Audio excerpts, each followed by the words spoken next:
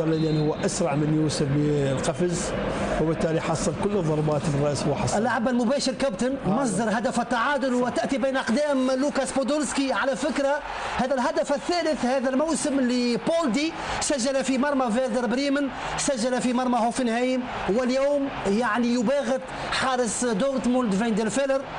يعني يبقى هداف يعني رغم الفترة السيئة، رغم ما يقال. أرقام بودولسكي مع اف سي كولن منذ سنة 95 تغني عن كل تعليق دكتور جمال. هناك 116 مباراة وهناك 53 هدفا. هو على العموم هو هداف، إذا كان بالمنتخب وإذا كان في الأندية لعب بيها، يعني هو من نوعية جيدة جدا، إمكانية كبيرة جدا، لكن هو لاعب مو بوكس، هو لاعب تطلع على الوينج يلعب على الجناح، ورا المهاجم يلعب. رجعت من هاملز كابتن. بالضبط من هاملز، رجعت الرأسية خاطئة، المدافع رجعها في المحور يعني، بينما هو هاملز وفسح المجال يعني هاملز للتسديد. قدم مباراة جيدة جدا هاملز، وهاي طبعا تسلل كان. إمكانية أخذ الأسبقية فعلا بالنسبة لإف سي كولن، وتم إلغاء الهدف سجله بودولسكي لوجود تسلل واضح،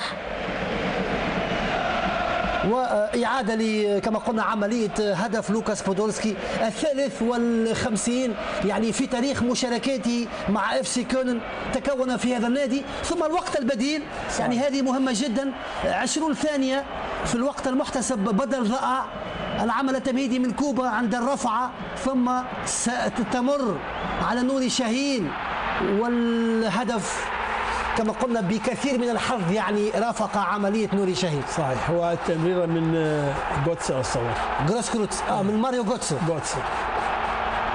تمريرة من جوتسا وتسجيل هدف. وبعدين هذه القصة يعني قصة الاستفزاز حتى فايندرفيلر كابتن حارس دورتموند تفطن للخطأ الذي قام به يعني نوري شاهين.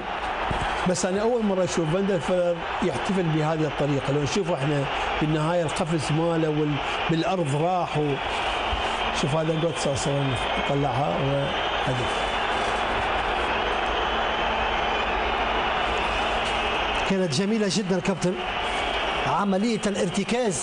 صحيح. على اللاعب رقم 7. صحيح. كانت